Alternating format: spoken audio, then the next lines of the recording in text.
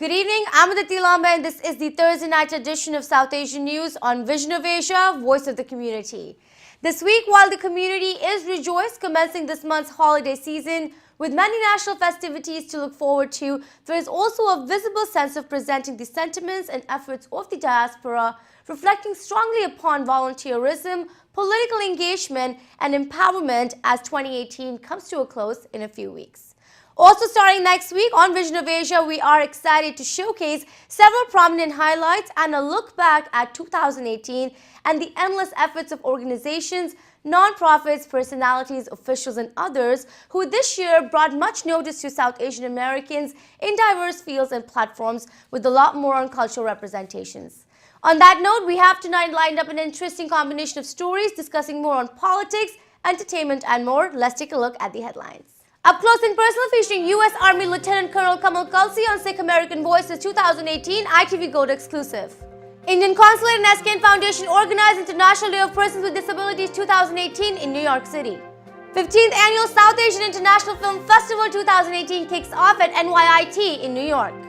More on the other side of the break. Stay with us on Vision of Asia, Voice of the Community. We'll be right back.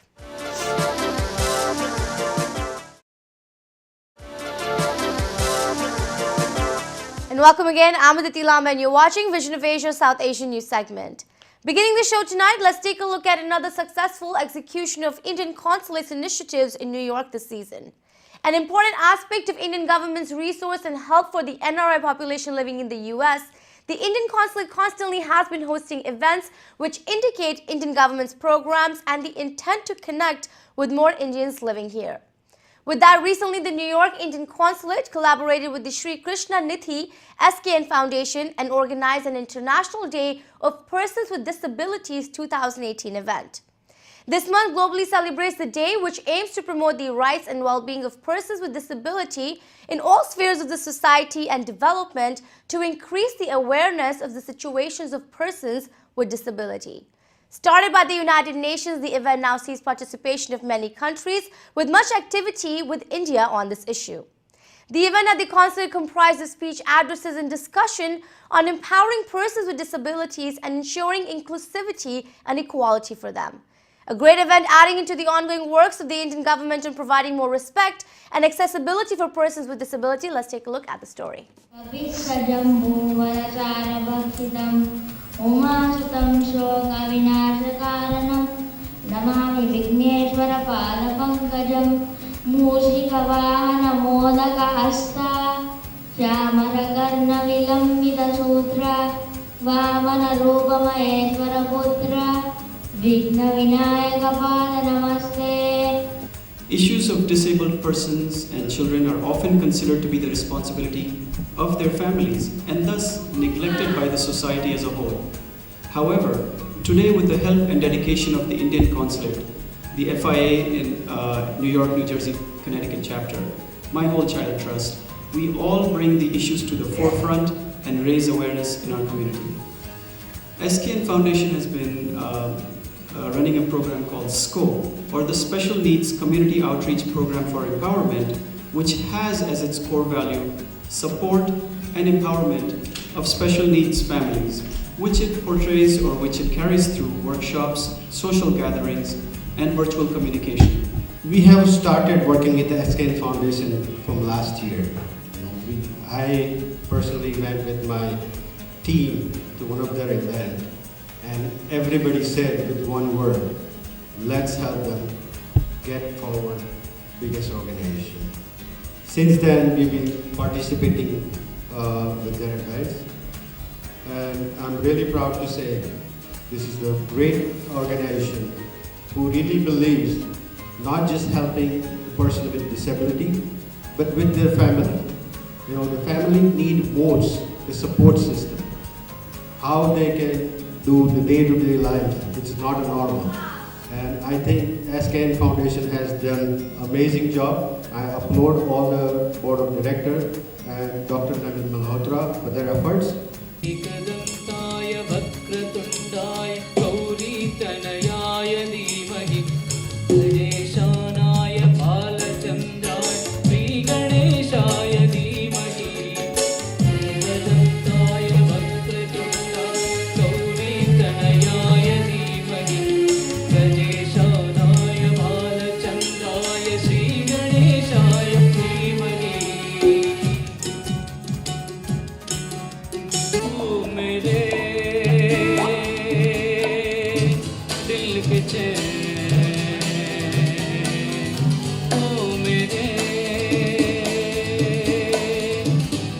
के चैन ना ये मेरे दिल को दुआ कीजिए ओ मेरे दिल के चैन ना ये मेरे दिल को दुआ कीजिए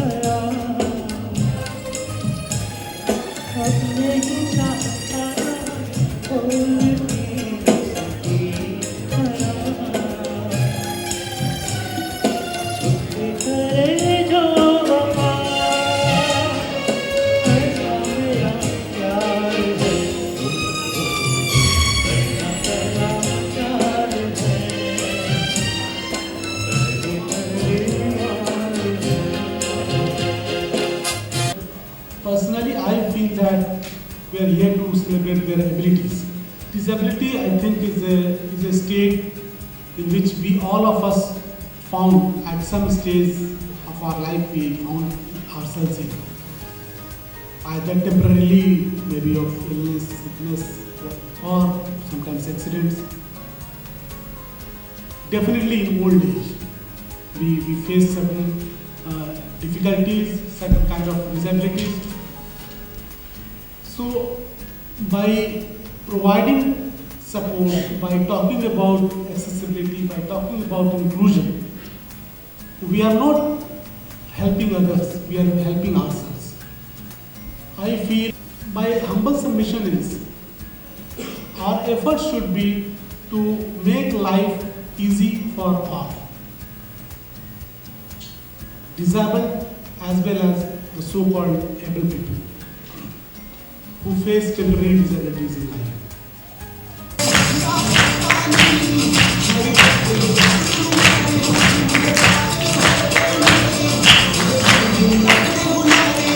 In New York yesterday, Indian filmmakers, actors, and Indian movie enthusiasts came together and kicked off the 15th South Asian International Film Festival, a 5-day cinematic festival which brings the best of independent South Asian short films, documentaries, and more, along with captivating conversations and discussions on South Asian films and their growing impact on the international movie market.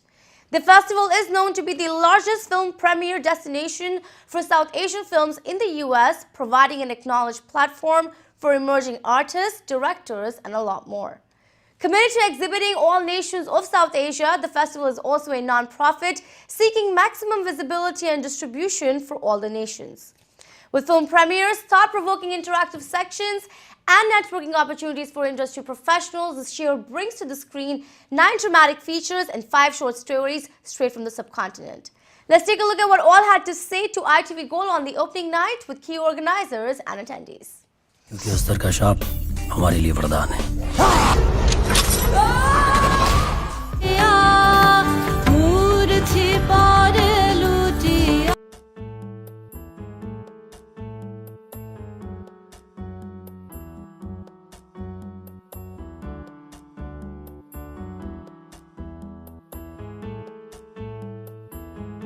Outside India, New York is the biggest market for independent cinema, and we always try to support new and upcoming talent. So watching 100 plus movies and picking up the top 10 or top 15 and making them come here is a big deal in itself. So I love films and I love the passion with filmmakers. We try to support them with whatever they can. Film festival, we've been attending this festival for quite some time. It's amazing. We get to see so many films which we don't see it in the mainstream. It's awesome. Shilin is doing a great job bringing the South Asian International Film Festival, and we look forward every year to see some exciting films and some great talent, which we don't get the chance to see it living here, and this kind of films don't come much. Sure, it's always nice to support films, good talent, films that are out of the ordinary, out of the box, so to speak. And if we don't support it, I don't know who can, how it can sustain. So it's important. I think it's important, and we enjoy it. Hi, my name is Hamza Zaman. My film Sickness premieres here at SAFE on December 14th, Friday at 9:30 p.m. I love SAFE. It's the only full South Asian film festival that takes the entire diaspora, Nepal, Sri Lanka, India, wherever you are, as long as you come from the same blood, you can submit to this film festival. My film Sickness is it's a sad topic, basically the end of the world. And, the way we treat our environment today is abhorrent, and especially with certain political climates, I felt the urge, the need, actually the compulsion to create this film, and I was proud that SAFE accepted it for their 2008 lineup. Thank you.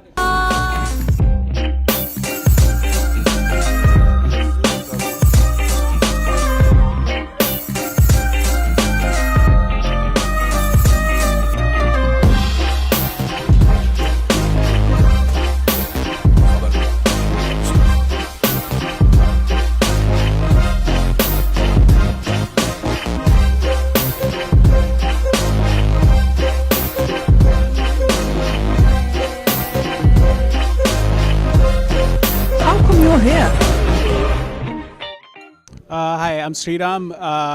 I came to the festival 2 years ago. I watched A Death in the Gunj, and I was really impressed. It's a great place to watch Indian movies that are really good, made by really amazing filmmakers, which is going to be a bit difficult to watch if you're waiting for the DVD or something like that. And some of them don't get a big release in the US until much later, so it's a great opportunity to come in and watch some of those great movies. I also watched a bunch of other movies from Pakistan when I came to the festival 2 years ago. Last year, unfortunately, I had to work, so I couldn't watch it. So this year I have an annual pass, or rather an all-access pass, and I'm hoping to watch a lot of movies. And the last time I was here was with my first film, which was called The Great Indian Butterfly, and this year I'm with my second film, which is Music Teacher. It's a matter of honor that my film will be shown here, which is a New York premiere, and I'm just soaking it in. I don't know what to expect. People are going to watch, and I'm going to watch their responses, and that's what I'm going to do. So this is one of my favorite festivals. It's probably, I think it's now the third or fourth time that I'm coming to the festival, and every year it's more and more amazing in terms of the movies and in terms of the networking opportunities that the festival opens. He's telling me that this is an amazing festival, and last time he just saw amazing things, so absolutely I cannot miss these opportunities. Most movies which I'm looking forward to is Tumbad, which is opening night today, and our centerpiece is Music Teacher, and our closing night is Imposter Prince, which is Ek Chilo Ke Raja. These three films, I'm looking forward to it, and New York market is looking forward to it too. This is a festival I really look forward to because there's so much here about stories about us which others will not tell. Stories created by us, for us, by us, and not the narrative of the majority, the white, black, other population. It's brown stories, stories about America, stories from India, from Pakistan, from other parts of South Asia. And these are films that will probably never make it to theaters, but it'll make it to festivals like this because they are usually controversial or good topics that make you think. People have been kind of loving my film, so I also expect the New Yorkers to kind of love my film. That's the expectation always for a filmmaker. That's what he looks for. And more on South Asian and its expression after the break. Stay with us on Vision of Asia. We'll be right back.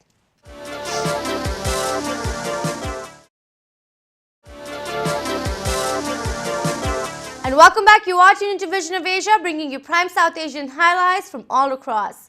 We now have an up-and-close personal segment featuring U.S. Army Lieutenant Colonel Dr. Kamal Kalsi. Known as the pioneer to have brought tolerance and acceptance of religious articles of faith to the U.S. Army, Lieutenant Colonel Kamal Kalsi has been one of the strongest voices for over a decade to showcase the growing presence and strong visibility of Sikh Americans in the U.S. Army, reflecting strongly on the values of service, respect and honor of the Sikh faith. Becoming the first to actively serve in Afghanistan with his turban and beard and including other articles of the Sikh faith, Lieutenant Colonel Kamal Kalsi is now dedicated to ensuring the sustainment of the Army directive while also working endlessly on including the same for the other branches of the U.S. military. As we wrap up a year, talked much on the rhetorics which have targeted the Sikh and Muslim community on racism and religious discrimination, Lieutenant Colonel Kamal Kalsi spoke to us about the strength and identity of Sikh Americans in 2018 on inclusion, empowerment and respect for the faith of Sikhism and much on what to consider in 2019. A very genuine and passionate appeal. Let's take a look what he had to say. On the apparent issue that, when you look at the South Asian communities, there are two faiths that are continuously being either targeted or discriminated against. And that has been increasing in the last couple of years. And, your struggle with that whole process. Yeah, it's interesting. First you brought about the fact that, yes, Sikhs are certainly being targeted as well as our Muslim brothers and sisters. Right. But it's not just us. If you look a little more carefully at hate crimes and hate violence, right, and even bullying events that have happened over the course of the past 10 years, it's almost every minority community that has been affected. So if you in fact reach out to African Americans or Latinos and Hispanics, they will tell you that they've also seen a rise in hatred and or hate crimes against their particular communities. Right. And the Indian community in general, to include Hindus and Buddhists and Christians, I think also have felt the echoes of 9/11, this divisive rhetoric that we've seen in our political sphere Right. has affected all of us, all of our minority communities. When you see, a huge change on such a national level when the U.S. Army accepted it, do you think it really sets a very good tone for the community in its entirety when you talk about identity? Oh yeah. And we've seen it already. Here in New York City, for example, you have NYPD that has looked at our example in the Army and said, okay, we're going to allow Sikhs in the NYPD. And so now you have this beautiful growing Sikh Officer Association. Another sort of unintended consequence has been is that Muslims that wear hijabs Right. are also now allowed in a variety of career spaces. So most recently, the Air Force allowed a young Lieutenant USA to start serving in the Air Force with her hijab. Wow.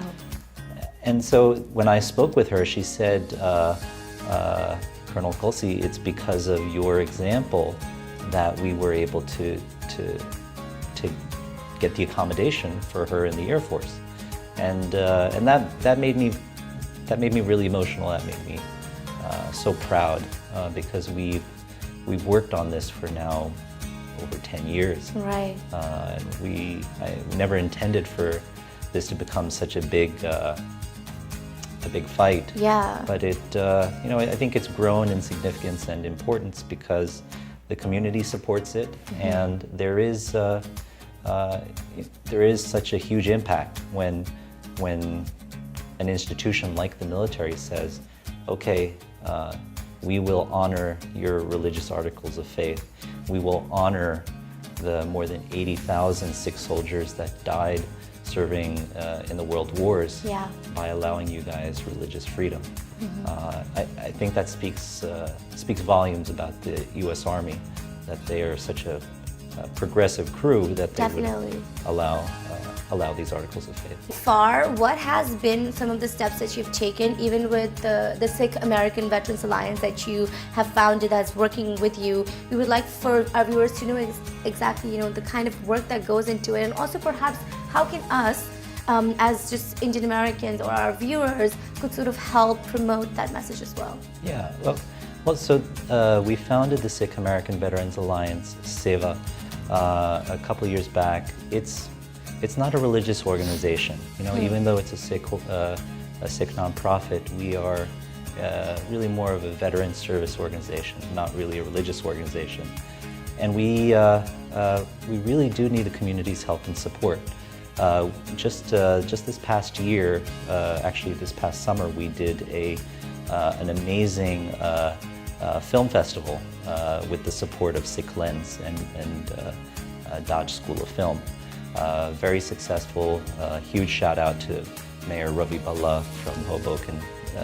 The film festival was in Hoboken at Stevens Institute of Technology, and it was a huge success. We filled the seats. People loved the short films about Sikhs and Sikh stories. We had a number of Sikh military movies. Yeah. And so we need the community's support at these events. Occasionally we need their help in petitions and letters, right. stuff like that. We will be partnering with Sikhs of America to do a number of events next year, including the July 4th parade held in DC every year. Yeah. Battling that, combating that with other branches.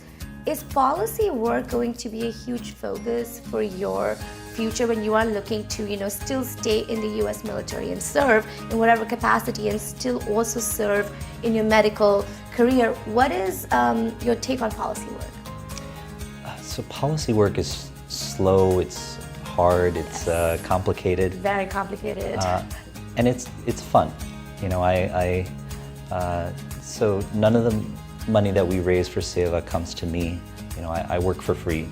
It all goes to our programs. But meeting with decision makers and politicians and people in the Pentagon, right. to help affect change with their policy, I think it's an important part of being an American citizen. An important part of service as an American. You need to be able to engage in this type of work. Right. So I will continue to do it as long as I can. I'm lucky. I'm a doctor, so I have a profession where I could work, a little bit, and then spend the rest of my time doing this stuff, which I love. Other people may not necessarily have that freedom. So I think it's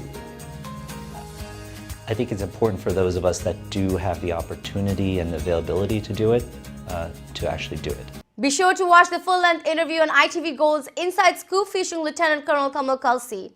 And we now have a community update today for the upcoming Nach Bali USA and America's Dancing Superstars 2018 to be held on December 24th at the popular Royal Albert's Palace in New Jersey.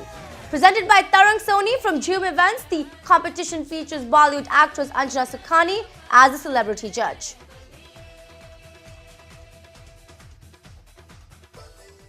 And that wraps up our segment of South Asian happenings for tonight. Do send us your suggestions to get your voices and organizations on our show. Write to us on events at itvgold.com or follow us on Facebook at itvgold. Remember to also subscribe to our YouTube channel to watch many of our shows for free. Tune in this Sunday, 11 a.m. Eastern to watch our topics of the week. Thank you for joining us tonight. This is Vision of Asia and I am Aditi Lamba. Take care and be well.